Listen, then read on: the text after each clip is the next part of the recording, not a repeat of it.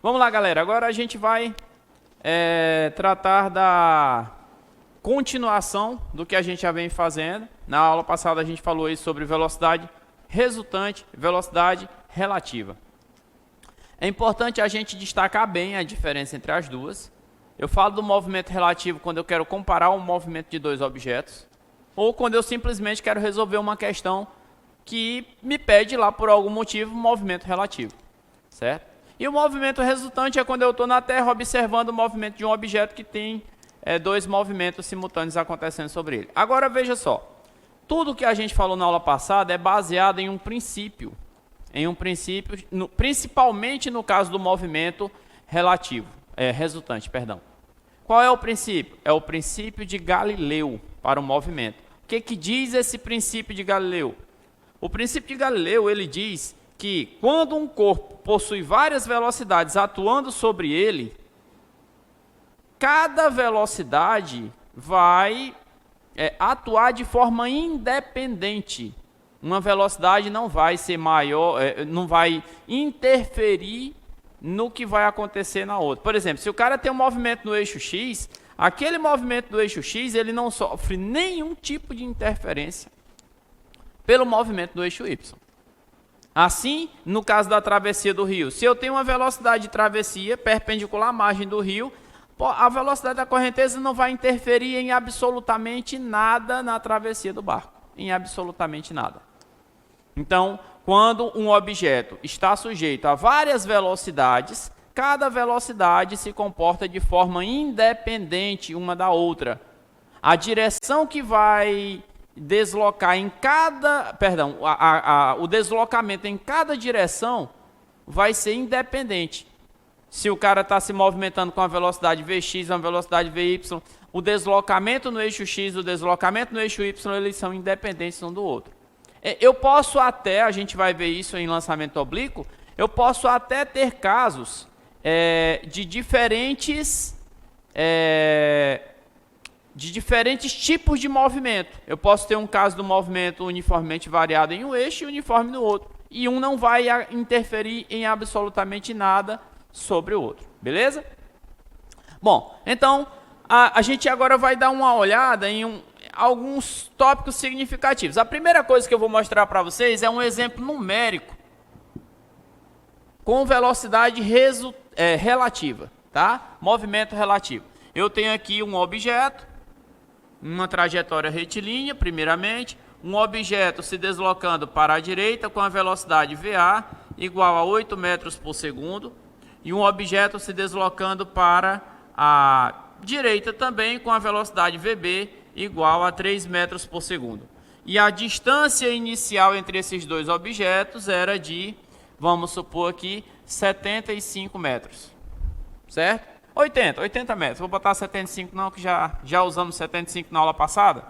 Então aqui, 80 metros de distância é a distância entre eles. Aí o que vai acontecer? Eu quero saber quanto tempo leva para eles se encontrarem. Como é que eu vou determinar esse tempo de encontro? Aí eu posso fazer questões desse tipo de encontro utilizando o conceito de movimento relativo. Só que quando é que eu vou decidir fazer isso? É quando eu tiver claramente a certeza de que os dois movimentos são uniformes, quando eu tiver claramente a distância entre os dois objetos. Eu tenho a certeza de que os dois são uniformes, eu tenho o valor das velocidades, eu tenho a distância entre eles, aí eu vou utilizar uma técnica de atalho aqui. Qual é a técnica? É que a velocidade resultante, ou velocidade relativa, vou até chamar isso aqui, trocar esse termo relativo, que fica parecendo resultante. Velocidade de A em relação a B é o delta S de A em relação a B dividido pelo tempo. Pelo tempo para que essa distância relativa entre eles chegue a ser zero. Qual é a velocidade relativa aqui? A velocidade de A em relação a B aqui vai ser de quanto? É como se o cara tivesse em onde? Onde é o referencial, galera? Quando eu digo velocidade de A em relação a B, onde está o referencial? Onde está o observador? Onde está o cara que vai olhar o movimento para mim? A velocidade de A em relação a B vai ser a velocidade de A menos a velocidade de B. Vai ser 8 VA menos VB. O referencial aí está no ponto B, certo? O B é o referencial. Por quê? Porque eu estou fazendo a velocidade de A em relação a B. Glauco, mas por quê? Poderia fazer de B em relação a A? Poderia. Nesse caso aqui, o sinal não vai importar, tá?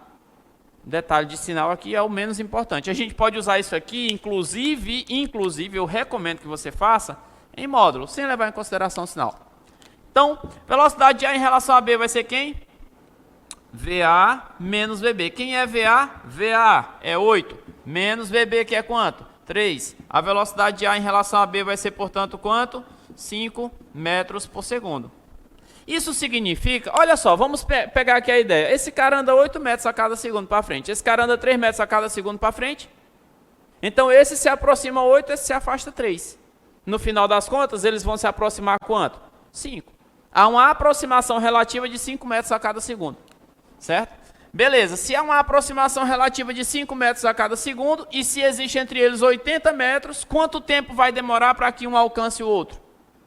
Então, quanto tempo demora para que essa distância de 80 metros seja acabada, extinguida, aniquilada, sendo que ela diminui 5 metros a cada segundo?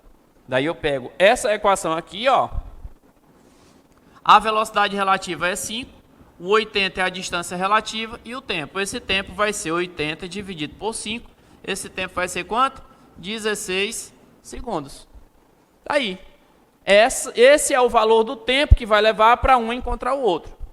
Certo? Ei, Glauco, mas espera aí. E se esses objetos estivessem se movimentando assim, ó?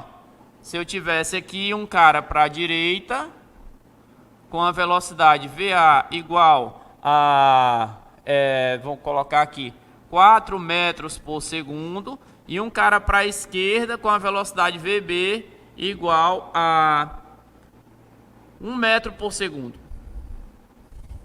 Não, 1 não. Botar 1 não.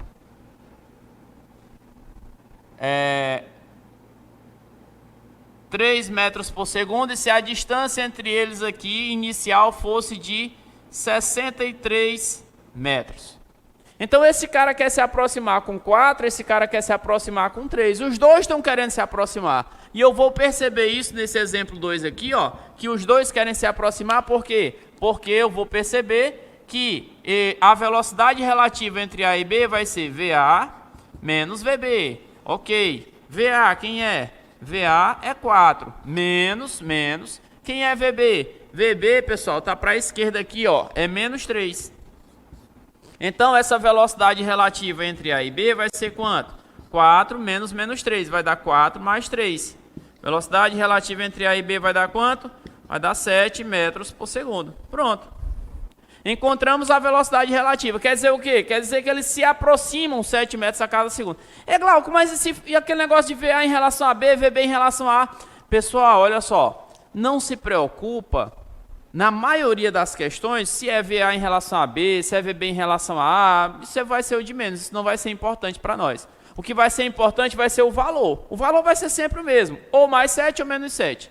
Porque o que nós temos aqui é um valor e uma distância. É isso que vai importar para nós. Tá? Agora, esse negócio de ser positivo, ser negativo, como é que é? Isso só vai importar.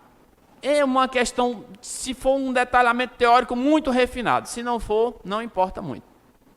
Então, aí nesse caso, qual vai ser o tempo que vai demorar para eles se encontrarem? Aí eu venho aqui, velocidade de A em relação a B, é a distância relativa entre eles. No início, essa distância relativa é de quanto? É de 63 metros dividido pelo tempo.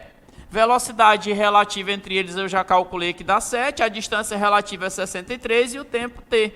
Para lá, para cá, T é igual a 63 dividido por 7, e o tempo vai dar quanto? 9 segundos. Vai demorar 9 segundos para esses caras se encontrarem. Acabou. É só isso. Daqui a 9 segundos eles vão se encontrar. Esse é um método bastante interessante, né, que a gente usa para resolver as questões de cabeça. Eu faço isso aqui de cabeça, quando tem uma questão dessa. Delta S, 63. Velocidade relativa, eu olho para cá, 7. 63 por 7, 9. Acabou. Certo? E aí a gente vai observar que no caso da velocidade relativa, vai ser sempre assim, ó. Se os dois objetos, é meio que um resumo, A e B. Se os dois objetos estão para o mesmo lado, A e B, ou os dois para a direita, ou os dois para a esquerda, a velocidade de A em relação a B em módulo, certo? Em módulo significa o quê? Sem me preocupar com o sinal, tá? Em módulo vai ser o módulo da velocidade da diferença entre as velocidades.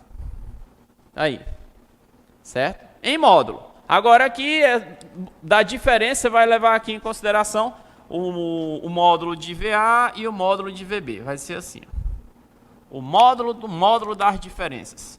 Resumindo, se os dois estão para o mesmo lado, você subtrai o maior menos o menor. Certo? Ou os dois para o lado de lá, ou os dois para o lado de cá. Você faz o maior menos o menor e você tem a velocidade relativa. Sem considerar sinal, sem se preocupar com o sinal. Agora, se você tem os dois assim, ó, com velocidades em sentidos opostos, eles estão querendo a mesma coisa. Esse aqui, um quer se afastar, outro quer se aproximar. Um quer se afastar, outro quer se aproximar. Você faz meio que a diferença entre as vontades. Era o que acontecia aqui, ó. Esse quer... Aliás, aqui.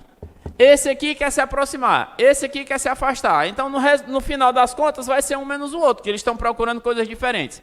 Nesse caso, é o que vai acontecer aqui, ó. Os dois querem se aproximar, ou os dois querem se afastar, você soma essas velocidades, que é como se fosse uma soma de vontades. Que é o que vai acontecer aqui, ó, caso a gente tenha isso aqui, ó, o VA e o VB aqui, ou VA aqui e VB aqui, a velocidade resultante, VAB, vai ser igual a quem? Vai ser ao módulo de VA mais VB. Por que, Glauco, que vai ser isso aí?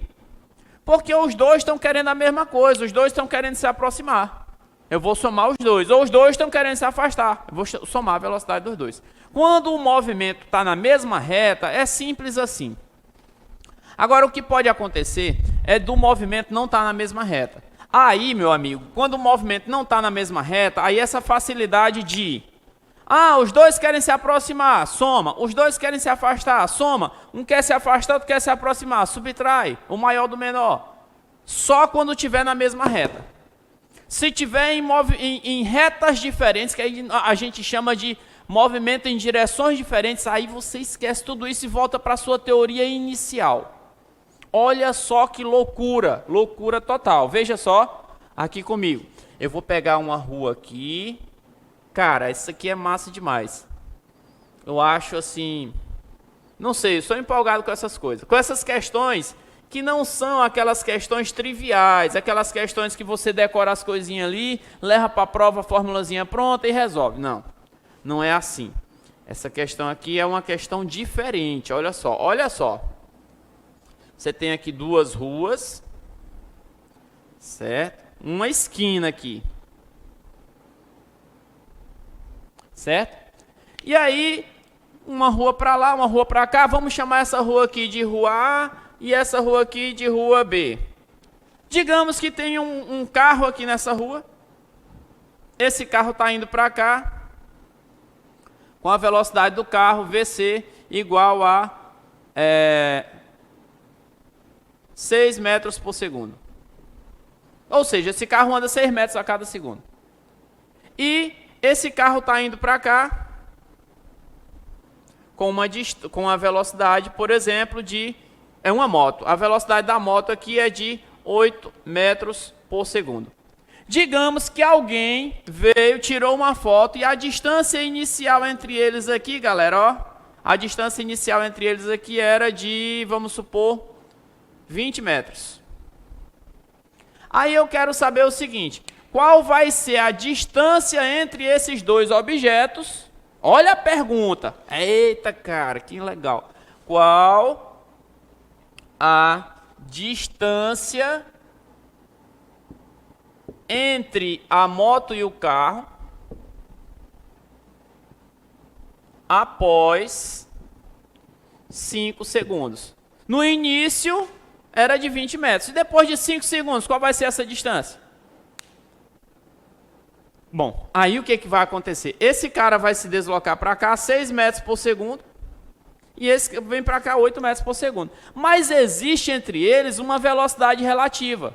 É como se eu considerasse que um tivesse parado e só o outro tivesse movimento.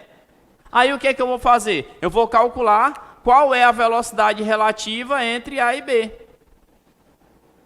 Porque aí eu vou conseguir, se esse aqui ficasse parado, esse aqui se distanciava quanto? Sei lá, mas ele se distanciava um certo valor. E aí como é que eu calculo essa velocidade relativa? VA menos VB. Só tem um detalhezinho. Qual é o detalhezinho aqui, galera?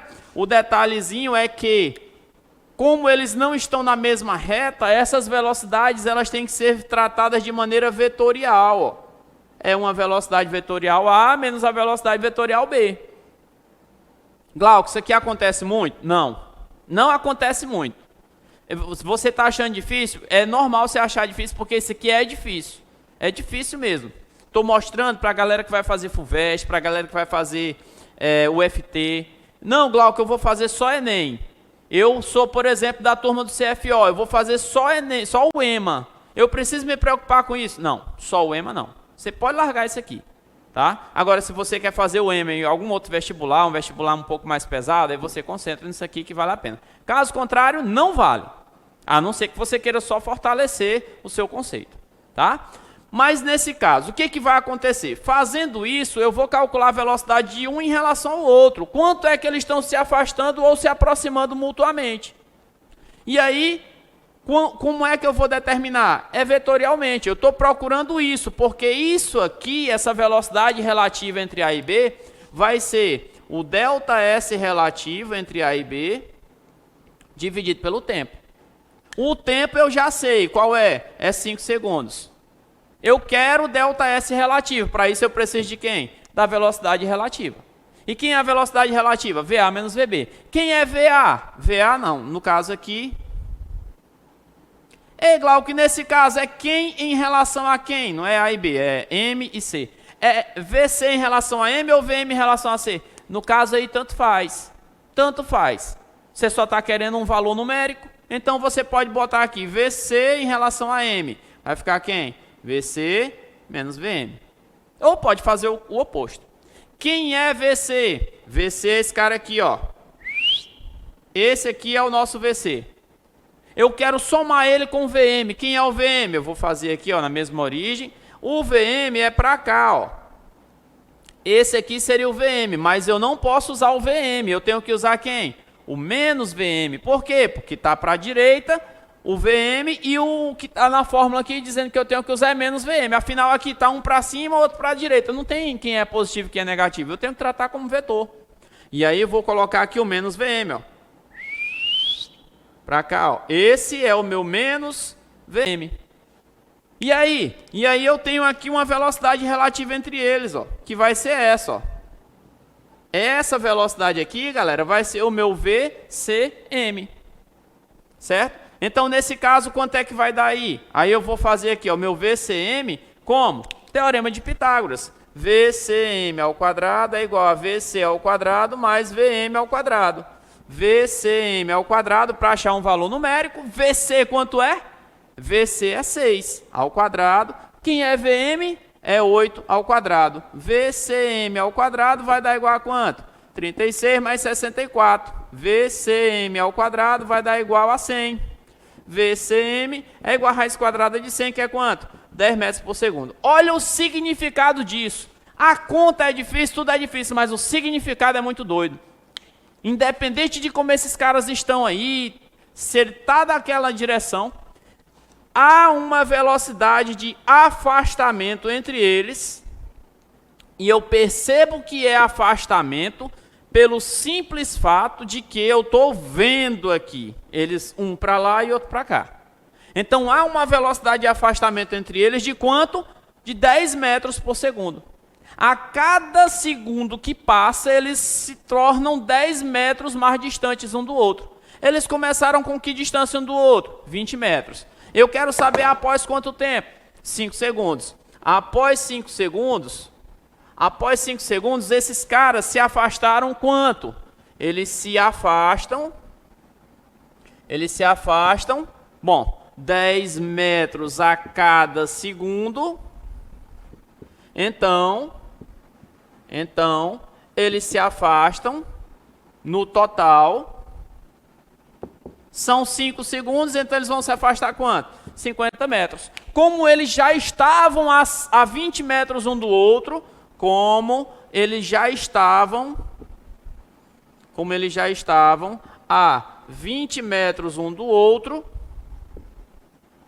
então o que é que nós podemos dizer? A distância final